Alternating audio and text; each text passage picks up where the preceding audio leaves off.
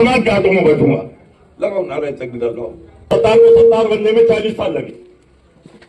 सत्तार को सत्तार बनने में 40 साल लगे।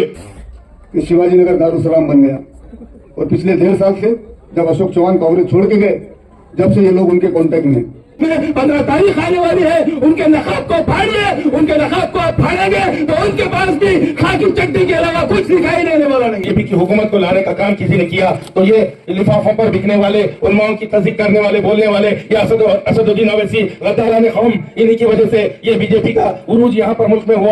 आप लोगों को इस बात का पता चलना चाहिए भाइयों और मुसलमानों, इन ताकतों ने क्या क्या जुल्म हम पर नहीं उठाए, क्या क्या सितम हम पर नहीं छोड़े, क्या क्या इल्जाम हम पर नहीं लगाए। यहाँ तक कि इन बदबख्तों ने हमें कपड़ों से पहचानने की बात की, हमें नारों से पहचानने की बात की, ये हमारे दस्तरखान तक पहुंचे, हमारी खाने पीने की चीजों को रोकना शुरू किया।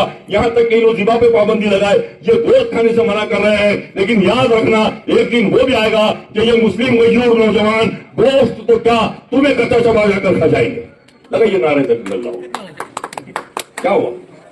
और दूसरा सुनिए, सुबह से लेकर शाम तक तुम लोगों ने बड़ी मोहब्बतें की, बड़ा प्यार दिया। ये नौजवानों ने मेरे एक एक इशारे पर रक्स किया।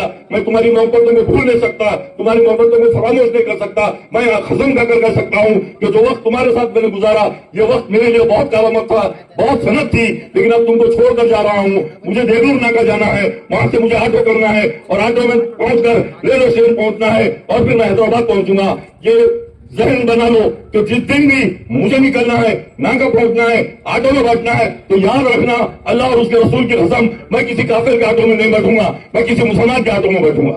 लगाओ नारे तकबीर लगाओ। फन है, बेसलेस तकरीर है, कोई बुनियादी बात नहीं है, कोई कारामद बात नहीं है, कोई कुछ काम वाली बात नहीं है, लेकिन एक फन है, एक हुनर है, आवाज निकालने का तरीका है, जादूगरी है। खड़े रहकर बात करने की उम्मीद तो थोड़ी सी अगर अदा करी आ गई तो आप हमारे नौजवान पागल होने लगे। असल ताकत हमारे नौजवान है और आज हमारी नौजवानों को ही निशाना बनाया जा रहा है। नारों के साथ, मजहब के साथ और कई किस्म के फालतू बातों के साथ ये नौजवानों को बहकाया जा रहा है। यहाँ बैठे हुए तमाम बुजुर्गों को विकास समझाने की जरूरत नहीं है। सारे बुजुर्ग जानते हैं कि 30-30, 35 साल हमारे दोस्तों को लगे हैं, तब जाके आज इन इलाकों में हमको ये सारा चीजें देखने को मिल रही है। कभी एक इलेक्ट्रिक का पोल यहाँ नहीं मिलता था, कभी एक खंभा हमको दिखाई नहीं देता था, लेकिन ये सारी चीजें बनने के लिए 30-35 साल का अरसा लगा। और असल में लोग एक ही बात चाहते हैं, 10-15 दिन आप लोगों को बरगलाया जाए, एक अच्छा बना मजबूत प्रोग्राम जिन लोगों के पास है उसको नुकसान पहुंचाया जाए और किसी सूरत में इस पैनल को नुकसान। एक बात दिमाग में बिठा लीजिए, सत्तार को सत्तार बनने में 40 साल लगे। सत्तार को सत्तार बनने में 40 साल लगे। क्या तुम ये चाहते हो कि 40 सेकंड में सत्तार की वो पूरी ताकत खत्म हो जाए? बहरहाल जो भी हो, आज शहर में, नांदेड़ जिले में, बल्कि मैं समझता हूँ आजू बाजू के 4-4 जिलों में इस इलाके के लोगों के लिए ये बहुत बड़ी खुशखबरी है, ये बहुत बड़ी जो है नियामत है कि लोग अब तो सत्तार को पहचानते हैं। अभी मैंने एक जगह कहा कि नारा लगा रहे हैं सत्तार लक्कड़ हारा, तो मैं बोला अल्लाह का शुक्र है, यकीनन सत्तार लक्कड़ हारा और सत्तार से हर कोई हारा। मैं कबूल करता हूं कि सत्तार लक्कड़ हारा, लेकिन इसी लक्कड़ हारे से हर कोई हारा, लोग टकरा के चले गए और वो ताकत तुम्हारे लोगों की सत्तार के पीछे। आज सत्तार मैंने जिन कुंडली पकड़कर खड़ा किया है उनको संभालने की जिम्मेदारी आप लोगों पर है और तुम लोगों ने बार बार संभाला है। जो लोग आज हमको छोड़कर गए हैं उनको भी यही सत्तार ने उंगली पकड़ कर लाया था, उनको भी इसी सत्तार ने लाकर चलना फिरना सिखाया था। लेकिन आज अफसोस है जो हमको छोड़कर निकल गए हैं, वह बहुत कम था, 10 बज रहे हैं, करीबन 2 मिनट बाकी है। मैं अपनी बात खत्म करता हूं, लेकिन आखिरी इल्तिजा के साथ कि यकीन मानिए ये इलेक्शन गली का नहीं है। लोग कह रहे हैं गली का है, नाली का है, खुली का है, नहीं है। ये इलेक्शन बहुत ही जहरीला इलेक्शन। इस इलेक्शन में जरा सी भी गलती कांग्रेस को अगर नुकसान पहुंचाएगी तो याद रखना वो नुकसान कांग्रेस को तो होगा, लेकिन उससे कहीं ज्यादा आपको और हमको होगा। दरअसल मैं सभी के नाम नहीं लूंगा, वक्त बहुत कम है। मैं एक छोटे से शेर से अपनी तकरीर छोटी सी बात कर रहा हूँ कि अगर शिवाजी नगर वाला तिजोरी नहीं खोलता था, अगर शिवाजी नगर वाला तिजोरी नहीं खोलता था, कसम खुदा की तू भी इतनी तेजी से नहीं बोलता था। बात असल में पानी यहाँ मर रहा है। दरअसल विकास की बात हो रही थी, मैंने अभी तकरीर करके आया। यहाँ जितने बुजुर्ग लोग बैठे हुए हैं वो जानते हैं ये एक जमाने में खड्डा हुआ करता था, बबूल हुआ करता था, घुटनों में कीचड़ हुआ करता था। यही वो बस्ती है जहाँ सत्तार बहने और मैंने पहले शुरू यहाँ पर फिरना शुरू किया था, तो रास्ता सुझाई नहीं देता था। जो लोग विकास की बातें करना, बड़े बड़े डेंगा मार रहे, उनको जरा कभी मिले तो बोलना कि भैया विकास करने के लिए 30 सेकंड और 30 घंटे नहीं, 30-35 साल सत्तार जैसे आदमी के लगते हैं, तब जाके ऐसी बस्तियां दिखती हैं। खामोखा के विकास विकास का नारा लगा दे। मैं फिर एक बार आपसे कह रहा हूँ, खुली खुली बात कर रहा हूँ, मैं तकरीर नहीं कर रहा हूँ। आप बोलिए मुझे, जब तक आप कमिश्नर से नहीं मिलते हैं तब तक विकास नहीं होता। एमआईएम के कितने लोगों को आप हाथ उठाकर बताइए, आपने कितनों को देखा है कमिश्नर से मिलते हुए, कलेक्टर से मिलते हुए कितने लोगों को देखा है, एसपी से मिलते हुए कितने लोगों को देखा है? खामोखा के नौजवान बच्चों को वर्गला के, नौजवान लोगों को इश्तेहाल में लाके, नौजवान बच्चों को बहका के ये सारा माहौल बिगाड़ने की कोशिश हो रही है। मैं एक छोटी सी मिसाल फिर यहाँ रख रहा हूँ कि नौजवानों को वर्गलाया कैसे जाता है, लोगों को जज्बात में लाया कैसे जा सकता है। ये एक फन है तस्वीर करने का। जिसके हाथ में माइक रहता है ना, वो जादूगर रहता है। आप भी देखे होंगे गड़बड़िया चलाते रोड पे तो जादू करते हूँ, लोग खड़े हो रहे थे, घंटों खड़े रह जाते होंगे, जाते नहीं। क्या बात रही थी? दरअसल उनकी जुबान में वो तासीर रहती, अल्लाह उनको सलाहियत दे देता बोलने की। तो अच्छे लोग अच्छे काम के लिए अच्छी जुबान इस्तेमाल करते हैं, और शैतान सिफत लोग उसी फन का सहारा लेके बर्बादी का काम शुरू करते हैं। मिसाल के तौर पर मैं आपके सामने 3 जुमले रख रहा हूं, और खास तौर से मेरी दरखास्त नौजवानों से है। यहाँ बैठे हुए नौजवान थोड़ा सा इसको गौर से सुने कि तकरीर क्या है, तकरीर का फन क्या है, किसको कहते हैं तकरीर। वो फन ये है कि मैं भी आपके सामने 4 जुमले बोल रहा हूं, सीधी सीधी बात कर रहा हूं कि देखो, हमको जो है कपड़ों से पहचानने की बात करे, हमको बैल का गोश्त खाना मुश्किल हो गया। आप तमाम लोग जानते हैं कि मैं इससे पहले 2002 में इस एरिया से कैंडिडेट रह चुका हूँ। मकबूल सलीम साहब, मसूद खान साहब और मेरी अहलिया तबस्सुम बेगम, जो बाउंड्री ऊपर से हुआ करती थी। हमारे जलील भाई यहाँ पर मौजूद है। ये लोग मोइन भाई, जलील भाई, अहमद मामू और तमाम लोगों ने उस वक्त साथ दिया था और पैनल को मजबूती के साथ हमको जीत दिलाई थी।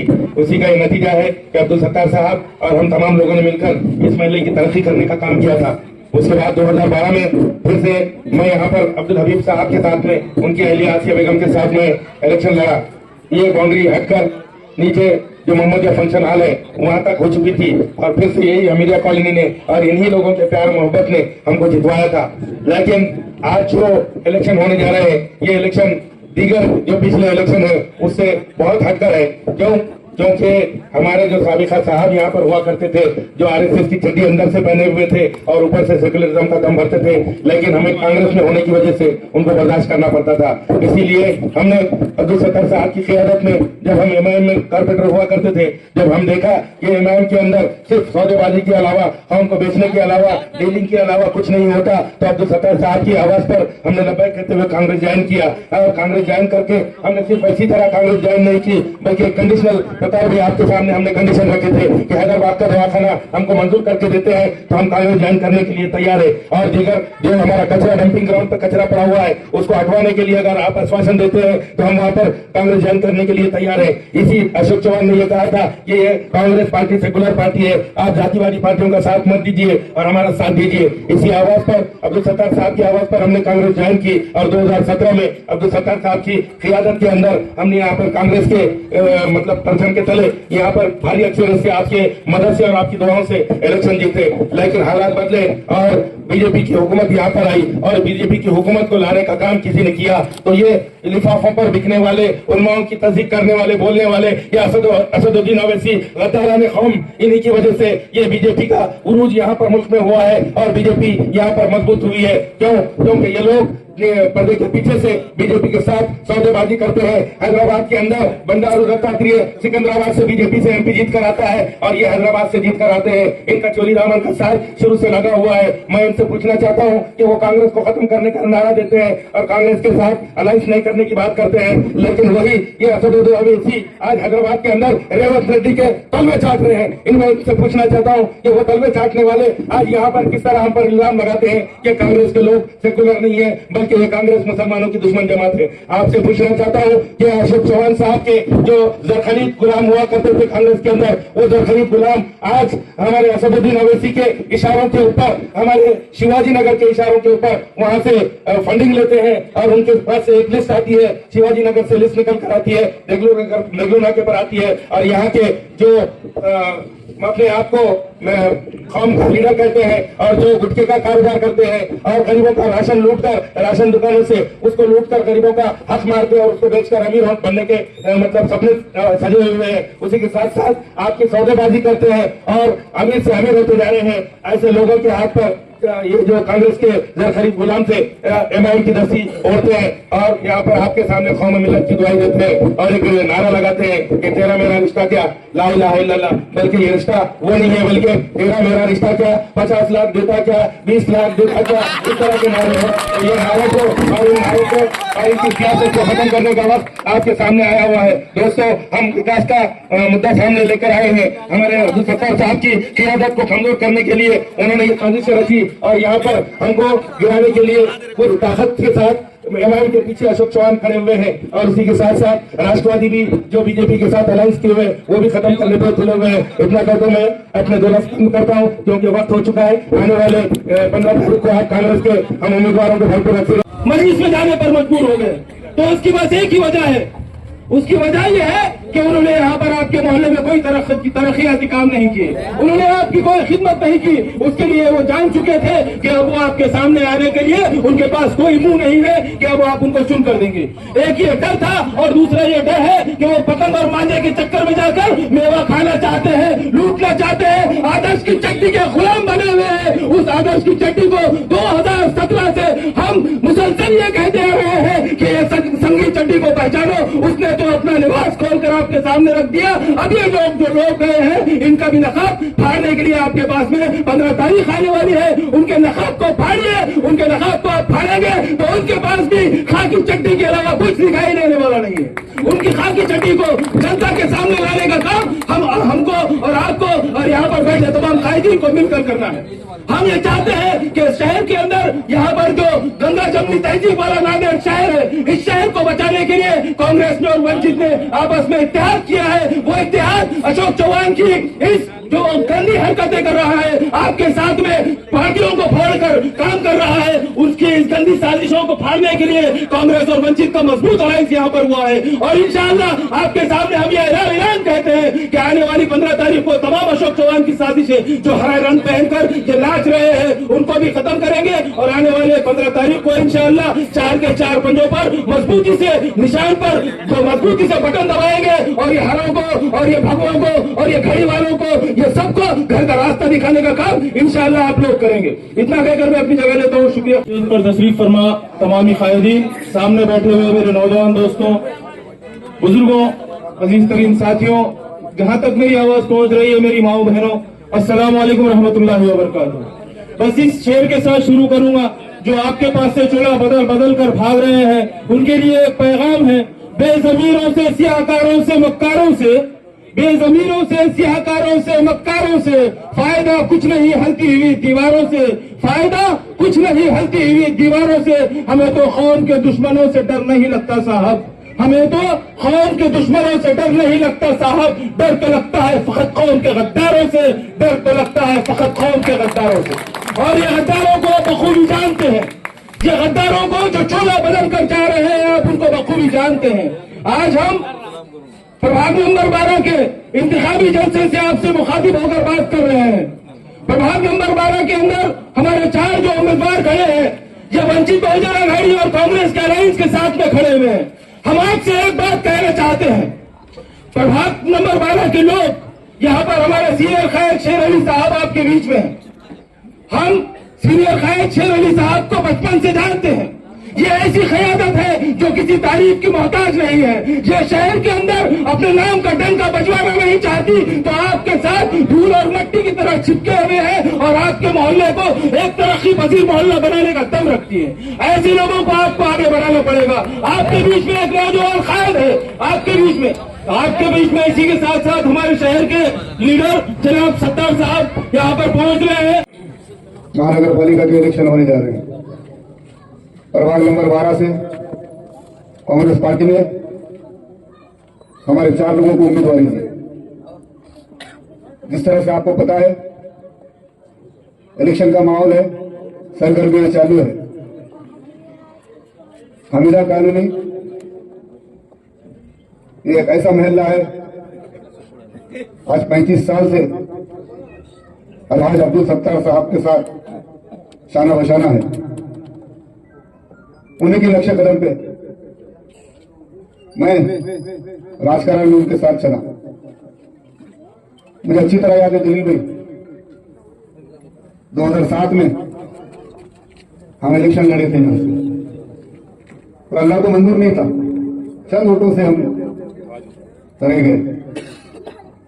उसके बाद से मैंने कभी भी हार के बाद पलट कर नहीं देखा, उसी तेजी से मैं लोगों का काम करते आया। उसका फायदा मुझे प्रभाग नंबर 13 में हुआ। बाई इलेक्शन में मुझे पार्टी ने वहां जवाबदारी दी, अल्हम्दुलिल्लाह वहां के लोगों ने मुझे प्यार मोहब्बत दिया, मैं चुनकर आया। 38 साल की उम्र में शहर के डिप्टी मेयर के ओहदे पे मैं फायज हुआ। डिप्टी मेयर के ओहदे पे फायज होने के बाद शहर के डेवलपमेंट में, शहर के विकास में, शहर के आराखड़ा में मैं और हमारे सैयद शेर अली और जावेद चौस ने काम किए। कुतुबनगर में पिछले 30 साल से अब्दुल सत्तार साहब यहां से चुन के जाते, घर में मशवरा हुआ हमारे, विधानसभा में उम्मीदवारी मिलने के बाद हमने ये तय किया कि महानगर पालिका इलेक्शन अब्दुल सत्तार साहब नहीं लड़ेंगे। तो सबकी ख्वाहिश थी कि प्रभाग नंबर 12 जो 30 साल से हमारे साथ, हमारे फैमिली के साथ जुड़ा है, जिसमें हमीदिया कॉलोनी भी है, सबकी एक राय हुई कि अब्दुल गफ्फार साहब प्रभाग नंबर 12 से इलेक्शन लड़ेंगे। और अल्हम्दुलिल्लाह आपके बीच में खड़ा हूं। हमीदिया कॉलोनी मेरा घर है, और जिस तरह से आप राजकारण में जैसा लोग आरोप कर रहे हैं कि 30 साल में इन्होंने क्या किए, तो तस्वीर आपके सामने है। प्रभाग नंबर 12 का चेहरा मोहरा बदलने का काम हमने किया, चाहे घरकुल रहो, पानी की लाइन रहो, ड्रेनेज लाइन रहो, जो भी मूलभूत सुविधा हम पहुंचाने का काम किए। जिस तरह से 2-3 महीने पहले से जो हमारे कारपोरेटर की सरगर्मियां चालू हो गई थी, हमको पता था। कुछ दिन पहले हिमायत में हमारे जो लोग प्रवेश किए, उसमें से एक जो 20 साल के नगर सेवक बताते अपने आप को, यहां से लोगों ने प्यार मोहब्बत से कारपोरेटर बोल के भेजा था। वो स्टेट से बोलते कि मुझे काम करने नहीं दी, तुमको 20 साल का तजुर्बा, और हमने उनको रोका। ये जावेद चौस हमारे साथ में गवाह है, हम सब मिलकर काम किए थे। आज हिमायत में जाने की वजह क्या है? फॉर्म को बेचने का काम कर रहे हैं। यहां का टिकट नहीं था क्या उनको? रशीद भाई को टिकट, जावेद चौस गवाह है, बोलो जावेद चौस। जावेद चौस ने इतना समझा इनको कि भाई आप कोई डिसीजन मत लो, मगर जैसा हमारे दोस्तों ने बताया कि शिवाजी नगर दारुसलाम बन गया, और पिछले 1.5 साल से जब अशोक चौहान कांग्रेस छोड़ के गए, जब से ये लोग उनके कांटेक्ट में। मैं तो खुला आह्वान करता हूं कि सीडीआर निकालो इनका, ये कब फोन पे बात करते हो, कौन सी क्या क्या बात करें। जिस तरह से 1.5 महीने पहले मुतकड़ में इलेक्शन हुआ, वहां जाके बीजेपी का काम करे और कांग्रेस को हराने का काम ये अब्दुल रशीद ने करे, और यहां पर तेरा मेरा क्या रिश्ता बोले, बड़ी शर्म की बात है। 2-2 बजे रात में कारपोरेटर निकले घर से, वहां से निकल के देख ना आ रहे, वहां बैठ के वहां डील हो रही, देख ना के भी फॉर्म ले रहे, आपके सामने चोला बदल के आ रहे। बताना यही है भाई कि बहुत सारे लोग आएंगे और बनगढ़ी में घूमने, महाराष्ट्र में बीजेपी के साथ सत्ता में, और यहाँ हम सेकुलर बता रहे, बड़ी शर्म की बात है। और अभी कल की बात, शिंदे वही शिंदे जो रामगिरी महाराज, हमारे प्रॉफेट मोहम्मद सल्लल्लाहु अलैहि वसल्लम को बुरा बोलने वाला, रामगिरी महाराज के बाल को धक्का लगा तो हम ये करेंगे, उसके साथ आज युति के लिए राष्ट्रवादी ने, और हमारे सामने आ रहे, बड़ी शर्म की बात है। एक संग्राम जगताप अहमदनगर का आमदार राष्ट्रवादी का मुसलमानों को गालियां देता, बुरा भला बोलता, बड़ी शर्म की बात है। आपसे यही गुजारिश करते हैं, ये 4 की 4 जो चेहरे आपके सामने, ईमानदार चेहरे, हमने कौम को बेचने का काम नहीं किया, और इंशाल्लाह ये जो चेहरे प्रभाग नंबर 12 का चेहरा मोहरा बदलने का काम करेंगे।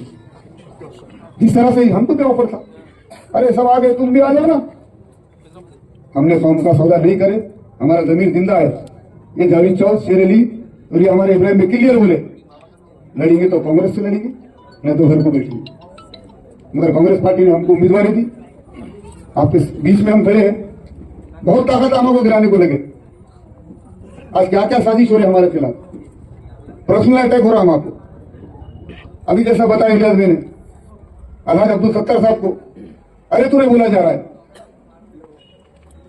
गाली दी जा रही है, मगर हम आपका साथ हमारे साथ है, हम बिल्कुल नहीं डरेंगे, हम लड़ेंगे और जीतेंगे इंशाल्लाह।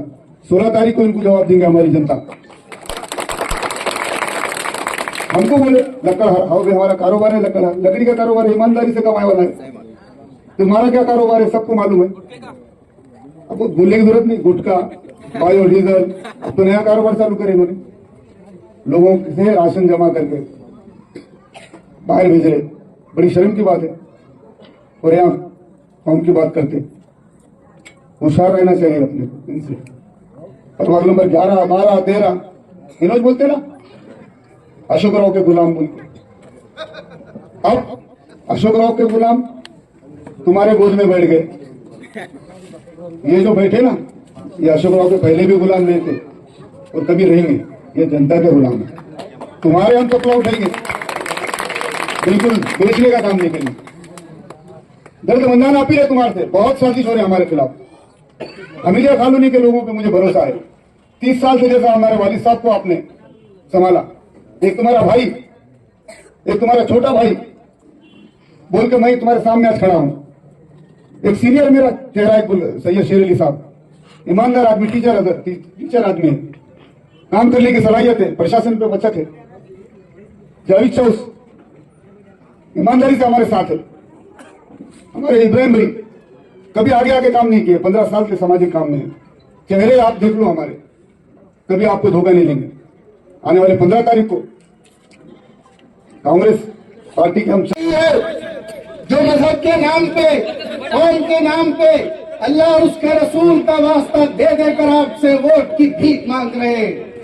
लेकिन आपको ये देखना पड़ेगा, ये अल्लाह और उसके रसूल को हवाला देने वाले अपने कौल में, अपने फेल में कितने पक्के और कितने सच्चे हैं। मैं आपसे पूछना चाहता हूं, आज अपने मुखालिफिन को नस्ल नए अल्काबात से नवाजा जा रहा है।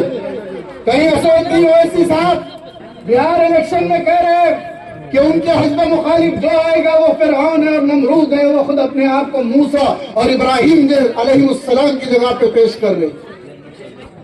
एक जगह दारुस्सलाम में अपने खिताब से कहते हैं कि बच्चियों की जो शादी है वो उस्मानिया बिस्किट पे कराओगे। ये उन्होंने पूरी कौम से खिताब करे, बड़ा रोना रोए अपने एक दोस्त का किस्सा सुना के। तो भाई कोई भी अमल करते हैं तो किससे शुरुआत होगी? अगर मैं कोई अमल कर रहा हूं तो शुरुआत मेरे से होना। और खुद साहब की बच्ची की शादी में कई 100 करोड़ रुपए खर्च होते और आप कौम को दर्द दे रहे कि आप जो तो उस्मानिया बिस्किट पे शादी करो। ये दोगलापन है। दूसरी तरफ हमारे इम्तियाज जलील साहब, जिसको जलील नहीं बोलना बल्कि कौम का जलील बोले तो बेहतर समझा जाए। एक तरफ उन्होंने कौम की क़ियादत मजबूत करने की बात कर रहे, अल्लाह और उसके रसूल का जो तो हवाला दे रहे, बल्कि कुछ बद दिमाग किस्म के मुरीदा जिनको अकल का पता नहीं रहता, उनका हाल जैनिया के जैसा रहता। तो जैनिया को क्या करते, एक दिन मालूम आपने देखे होंगे फिल्म खानदेश की, वो घर वाले उसको बहुत बोलते कुछ कर रहा नहीं, कुछ कर रहा नहीं। उन्हें बोलता हाँ अपन भी जा रहे हैं, आज से काम करेंगे बोल के जाता है, भैंस खरीद ले। अब भैंस खरीदता, भैंस खरीदने के बाद में जो आता, अब 2-3 जगह तो एक शेर अली भाई के जैसे मस्करे मिल जाते, तो भैंस खोलते और घड़ा बंद। अब पूरा मोहल्ला बोल रहा जैनिया पीछे देख, अपन पीछे नहीं देखते बोले। हाँ जैनिया खाली आगे देखेगा, इसी का दूध निकालेगा, इसी का दही बनेगा, इसी की छाछ बनेगा और मोहल्ले को पिलेगा। अरे हौले पीछे दे, हाथ नहीं देखते बोल रहा। वैसा ये मुरीदों का हाल है। इनको कितना भी समझाओ, अरे पहले देखो हालात क्या है, तो ये मुरीदा समझने का नाम ही नहीं देते। और आए नहीं जो तो अल्फाज से जो तुम कौम को और जो तो कौम के रहबरों को जो तो मुखातिब कर लो। अब हमारे पास के जो जनाब सैयद गोविंद साहब है, सर भाई मालूम है, तो उन्होंने जो है तो एक अजीब स्टाइल करते हो, एक अजीब है जो शुरू से अजीब किस्म के। तो उन्होंने जो है तो आज कौम को जो है तो वास्ता दे रहे अल्लाह और उसके रसूल का कि क़ियादत को मजबूत करो, मेरे कायद को मजबूत करो, कल जो तो चिल्ला चिल्ला के यहाँ बोल रहे कौन आने वाला, तो बोले इनके दूल्हे भाई आने वाले, इनके खैर कोई बात नहीं। 4 साल पहले यही दूल्हे भाई जो तो याजूद और माजूद बन गए थे। अरे कोई हद है, शर्म की कोई हद है। ये आपके साथ है तो वो कौम का जो तो हमदर्द, और आपके साथ नहीं है तो आप उसको कौम के बाहर निकाल देते। कौन दिया आपको ये इख्तियार? ये जुर्रत कैसे हो रही है आपके अंदर? आपसे अल्हम्दुलिल्लाह हम 100% अच्छे मुसलमान हैं। कम से कम हम अपने ईमान और गैरत का सौदा नहीं करे जवान के जूतों में जाके। ये तो अगर इनको भी था। एक तरफ जो है तो एक उम्मीदवार आ रहा और इनके ऑफिस में बैठ के इंटरव्यू दे रहा, और रात के 2 बजे जाके जो तूने चौहान साहब के दर्शन ले रहा। वाह क्या बात है। हमें कैसी जरूरत, तो हमारे दोस्त को बोलने लगा तो बोले नहीं, बोले एक मसला होगा। बोले मतलब क्या होगा? तो बोले असद साहब ने तो ना, बोले जो पार्टी का इंचार्ज जो है ना, बोले वो बदल दिए। बोले तो मतलब किसको बनाए? तो बोले अशोक चौहान को बनाते। यहाँ कहाँ रहता, सही फैसले ले लेता। बोले तो उस वास्ते ये दारुसलाम शिवाजी नगर में चलेगा। भाई ये तो सारी चीजें हो गई। मैं आपसे गुजारिश करता हूँ, खुदारा होश के नाखून, बल्दिया के इलेक्शन है, बल्दिया के अंदर कवानीन बनते, बल्दिया से कई मसाइल जुड़े हुए हैं। नालियों के रोड के मसले नहीं है, डॉक्यूमेंट के मसले जुड़े हुए हैं। आपको ऐसे लोगों को मुंतखब करना है जो आपके मसाइल को हल करे, ना वो नहीं जो अपने जेब भर के जो है तो घरों में सोते रहे। ऐसे लोगों के लिए ऐसे लोगों को मुंतखब गलती से भी मत करो। उन लोगों को वोट दे के मजबूत करो जो आपके मसाइल के लिए लड़ सकते हैं, जिनके अंदर ये सलाहियत मौजूद हो, जो ये तजुर्बा रखते हो कि बल्दिया के काम किस तरीके से अंजाम दिए जा सकते हैं। अभी हम वहां सुन रहे थे तो एक ने बोला, बोलते कि वो जो डंपिंग ग्राउंड था कचरे का, उसको जो तो उन्होंने साफ किया। खुद का घर शेर अली भाई ने बंद किया। जो बोला कि मैंने जो तो वहां का ये काम करा, जो नाम नहीं लूंगा आप खुद समझ जाते, अल्ताफ सर के बारे में बात को, तो उनका खुद का जो घरकुल है वो शेर अली भाई ने पास करवाना है, और वो रिकमेंड करने वाले हमारे कैसर भी। तो जरा शर्म और हया से काम लो। कौम के नौजवानों को जो है तो मजहबी नारों के अंदर झुलसा कर अपने सियासी मफादों के लिए इस कदर जलील मत हो जाओ कि दुनिया में भी रुसवा होगे और आखिरत में भी रुसवा होगे। देखो अंजाम कार बहुत बुरा होता। आपने देखा 2-4 दलील हो चुके हैं, और बाकी के इंशाअल्लाह ताला ये जितने दलील है ये 16 तारीख को हो जाएंगे। आपको नांदेड़ के मैं अपनी तमाम कौम से गुजारिश करता हूँ, आप होशमंद और जुर्रतमंद और गैरतमंद कौम हो। मैं जानता हूँ कि 2024 के अंदर जब पार्लियामानी इलेक्शन थे, भारतीय जनता पार्टी यही जाम में जो है तो शहर के अंदर दंदनाती फिर रही थी, लेकिन आपके होशमंदाना फैसले ने उनको जो तो शिकस्त से दोचार किया। आज फिर ये जो तो शहर के अंदर माहौल को खराब करना चाहते हैं और भारतीय जनता पार्टी के हाथ में इख्तिदार देना चाहते हैं। मगर ये लड़ाई आपको लड़ना है। आपको अपने वोटों की ताकत का इस्तेमाल करते हुए अशोक राव चौहान को उसकी औकात याद दिलानी पड़ेगी कि न हम झुकेंगे, न हम बिकेंगे और न हम डरेंगे। ये सर जो है याद रखिए, ये जो सर है जनाब नवाज देवबंदी साहब कहते हैं कि दरे किबरिया पे झुकाओ सर, दरे मुस्तफा से लगाओ दिल। दरे किबरिया पे झुकाओ सर, दरे मुस्तफा से लगाओ दिल। ये जो सर है इसको बनाओ सर, ये जो दिल है इसको बनाओ दिल। तो बराए मेहरबानी न किसी से डरो और न किसी से दबो, बल्कि इस जुल्म के खिलाफ जो आज पैसे की लाट के तहत यहाँ आने वाला है, आपको इन उम्मीदवारों का साथ देकर इनको अपने अंजाम कार तक पहुंचाना पड़ेगा। आगे भी बहुत सारे लोग बोलने वाले हैं, मैं बस अपनी बात को खत्म करता हूँ। वस्सलाम वालेकुम रहमतुल्लाह।